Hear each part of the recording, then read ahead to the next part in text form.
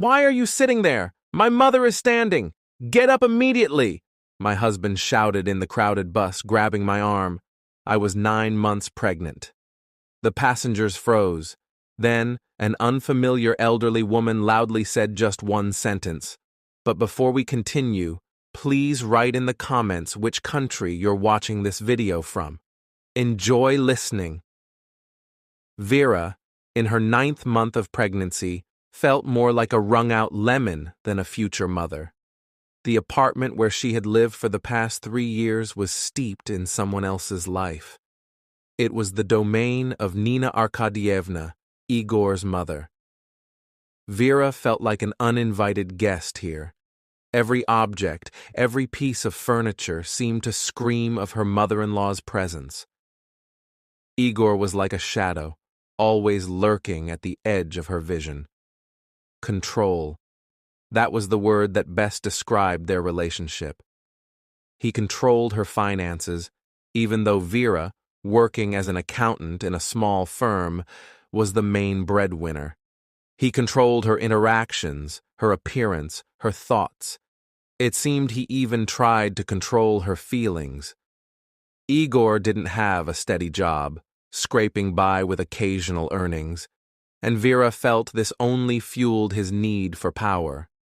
Nina Arkadyevna was a silent observer, always ready to support her son. Vera couldn't recall a single instance when her mother-in-law took her side.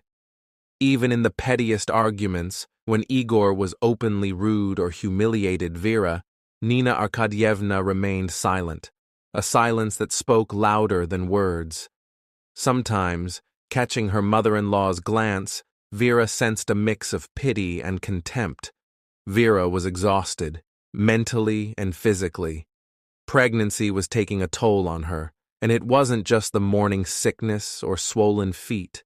A heaviness weighed on her soul, restricting her movements, poisoning every breath. She was afraid of conflict, of loneliness, of the future, of Igor himself. She remembered how it all began: romantic dates, sweet words, promises of eternal love. Igor had seemed attentive, caring, strong, but gradually, like poison, jealousy, suspicion, and a desire to dominate crept into their relationship. Vera tried to resist, but with each attempt, her strength waned. She withdrew into herself, trying not to provoke Igor's anger. On the day of the trip to the clinic, she felt particularly unwell. Nausea, dizziness, and back pain plagued her. But Vera silently got up, put on her most inconspicuous dress, and tied her hair into a tight bun. She knew any misstep, however small, could irritate Igor. He was waiting for her in the hallway, glancing impatiently at his watch. Nina Arkadyevna was already sitting in the entryway, dressed and ready to go. She didn't even glance at Vera. "Why are you dawdling?" Igor grumbled, grabbing her arm. "We're late."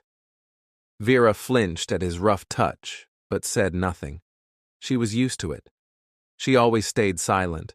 The entire walk to the bus stop, Igor complained about traffic, doctors, life in general. Vera walked beside him, head down, trying not to draw attention. Nina Arkadyevna followed a few steps behind, silent as always. A crowd was already gathered at the bus stop. Vera felt nausea rising. She swallowed hard and gripped Igor's hand tighter. "I feel sick," she whispered. "You'll manage," Igor snapped, not slowing down. "The bus is coming." The bus was packed with people rushing about their business on that gray autumn day. Vera, 9 months pregnant, struggled to squeeze into the aisle, clutching the handrail with a white-knuckled grip. Her belly ached, breathing grew harder, and the stuffiness in the bus felt unbearable. Igor and Nina Arkadyevna followed, showing no concern for her condition. After a few stops, a seat finally opened up. Feeling her legs buckle, Vera quickly sank into it, ignoring the disapproving glances of other passengers. She was genuinely unwell, and her only desire was to rest for a moment. Suddenly, like a bolt from the blue, Igor's harsh voice rang out. "Why are you sitting there? My mother is standing! Get up immediately!" Vera flinched as if slapped. Igor's words, crude and humiliating, hit like a blow. Her face flushed with shame and humiliation. A tense silence fell over the bus. The passengers turned away, pretending nothing was happening. No one wanted to intervene. No one wanted to deal with the rude man. Vera lowered her eyes, unsure of what to do. She was used to giving in, obeying Igor's will, prioritizing his desires over her own. It was easier that way, less likely to spark a scene. But now, in this crowded bus, under the scrutinizing gazes of strangers, she felt an unbearable shame. Shame for her weakness, for her spinelessness. Nina Arkadyevna, standing beside Igor, cast a contemptuous glance at Vera. Her eyes held undisguised judgment. She had always considered Vera unworthy of her son, weak and characterless. Watching Vera's hesitation now only confirmed her opinion. Vera felt nausea rising again. It was as if she couldn't breathe. A sharp pain shot through her belly and she instinctively clutched it. Igor, impatient with her lack of response, raised his voice again. "What did I tell you? Get up, now." At that moment, a calm but firm voice came from the back of the bus. "Sir, don't yell at a pregnant woman. It's unbecoming." All eyes turned to an elderly passenger standing a few meters from Vera.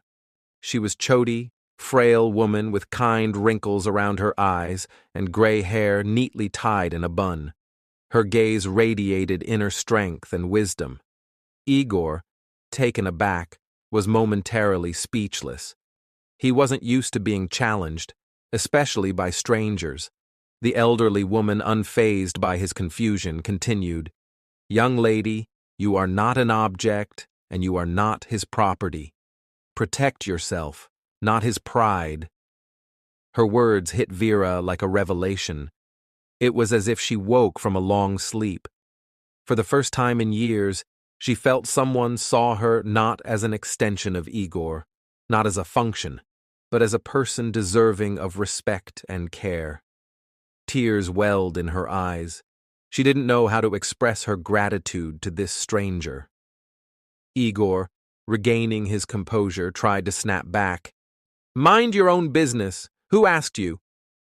But the elderly woman simply looked at him, her gaze a mix of contempt and pity, and Igor fell silent. Vera felt dozens of eyes on her, some sympathetic, some curious, some judgmental. But none mattered as much as the new feeling rising in her chest. It wasn't fear, not longing, not a desire to hide. It was resolve. Vera stayed silent, not justifying herself, not apologizing, not trying to explain to Igor that she was truly unwell, that her pregnancy was difficult, that she was exhausted. Those explanations were pointless. Igor would find a way to blame, shame, or humiliate her regardless. She knew this as well as she knew her multiplication tables. Instead, she looked at the elderly woman. In her eyes, she saw not pity, but support, understanding, and pride. That brief but meaningful glance was the final straw. Vera stood up, like a puppet obeying someone else's will.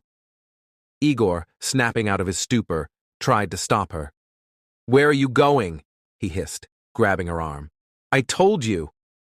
But Vera pulled her hand free, not harshly, not rudely, but with a new, quiet dignity. "Nowhere," she replied. Her voice was unusually firm, confident. "I'm getting off."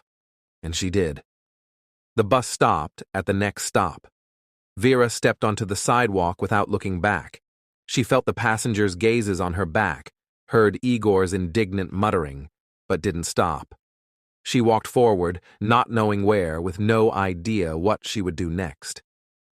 But for the first time in a long time, she felt free, free from the weight of fear, from constant humiliation, from Igor's suffocating control, free to choose her own path. Hours passed in a blur. Vera wandered the streets, aimlessly drifting through parks and squares. She had almost no money. Igor controlled her finances, her documents, her belongings. Everything was left in the apartment. She stood at a crossroads, pregnant, without means, without support, but with a firm resolve to change her life. Who could she call? Who could help her? She had no parents, no close relatives. There was only her friend. Vera and Katya had been friends since childhood. They went to school together, dreamed of the future together, experienced their first loves together. But life had pulled them apart. Vera married Igor, while Katya moved to another city to study. They rarely saw each other, but their bond never broke. Vera knew Katya was always strong and independent, always able to stand up for herself, always clear about what she wanted from life. Perhaps that's why Vera had been avoiding her lately. She was ashamed to admit to her friend how pitiful and insignificant her life had become. But now, she had no choice. Vera dialed Katya's number. The ringing seemed to last forever. She was beginning to think Katya wouldn't answer when she finally heard her voice. "Hello, Katya. It's me, Vera." The despair in Vera's voice was so palpable that Katya immediately sensed something was wrong. "Vera, what's going on? Why do you sound like that?" Vera hesitated, unsure where to begin. How could she tell her friend that she, a successful accountant, the wife of a supposedly thriving businessman, was living in hell? "Katya, I need your help," she finally whispered. "I've left Igor." There was a pause on the other end. Vera held her breath, waiting for Katya's reaction. "You left?" Katya repeated. Her voice carried surprise, but not judgment, more like relief. "Are you serious?" "Yes," Vera replied quietly. "I can't do it anymore." "Where are you now?" Katya asked. I don't know," Vera admitted. "I'm just wandering the city. I have no money, no belongings, nothing." "Don't be silly," Katya said. "Come to my place right now. I'm still at the old address, remember? I'll meet you." Vera felt tears stream down her cheeks, tears of relief, gratitude, hope. "Thank you, Katya," she whispered. "Thank you so much." "No need, silly," Katya replied. "Just get here quick. I've already put the kettle on." Vera wiped her tears and glanced at her watch. It was about an hour's bus ride to Katya's. She headed to the bus stop. Her stomach growled with hunger. She hadn't eaten since morning, and it was already evening. But Vera didn't feel the hunger. She felt only hope. When she arrived at Katya's apartment, Vera knocked timidly. The door swung open, and there stood Katya. She looked a bit older, but still as energetic and vibrant as ever. Seeing Vera, Katya gasped and rushed to hug her. "Verochka," she exclaimed, "finally, I'm so glad to see you." She pulled Vera into the apartment. Katya's place was small but cozy and clean. Photos hung on the walls, books and souvenirs lined the shelves. Vera felt calm and safe here. "Now, tell me what happened," Katya said, seating Vera at the table. "I've poured some tea. We'll eat something soon." Vera told Katya everything, how she married Igor out of deep love, how he gradually turned into a tyrant, how he controlled her life, humiliated and insulted her, how she feared him, felt trapped, and dreamed of freedom. Katya listened silently, occasionally refilling Vera's tea or passing her sandwiches. When Vera finished, Katya sighed and hugged her. "My poor girl," she said. "You've been through so much, but don't worry, everything will be okay now. I'll help you." Katya kept her word. She took Vera in, fed her, clothed her, helped with paperwork. She listened to Vera's endless fears and complaints, offering support and encouragement. Vera lived with Katya like in a cocoon woven of care and quiet. After escaping the bus, after that trembling call filled with fear and hope, she felt safe for the first time in years. Katya's small but cozy apartment became her sanctuary, a place where she could simply exist without fear or reproach. Katya surrounded Vera with warmth and understanding. She didn't ask unnecessary questions or demand explanations, just quietly poured tea, tucked a pillow behind Vera's back, or patted her hand. She knew Vera didn't need pity right now. She needed silence and support. Vera's first task was gathering documents. Despite the difficulty of moving with her large belly, she found the strength to visit government offices, collect certificates, and make copies. Every interaction with officials was exhausting, but she knew she had to do it, for herself and her future child. Katya helped her find a good lawyer. The young woman listened carefully to Vera's story, nodded, and said, "You have a strong case. Proving psychological abuse is challenging, but possible. We need to gather all the evidence, witness statements, call recordings, medical reports, anything that supports your claims." Vera dove into the work. She spent hours at the computer, sorting through old photos, recalling conversations, and writing down anything that could be useful in court. The work distracted her from heavy thoughts and gave her a sense of control.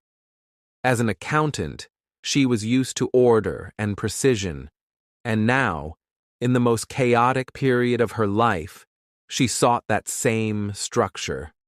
Her pregnancy was difficult.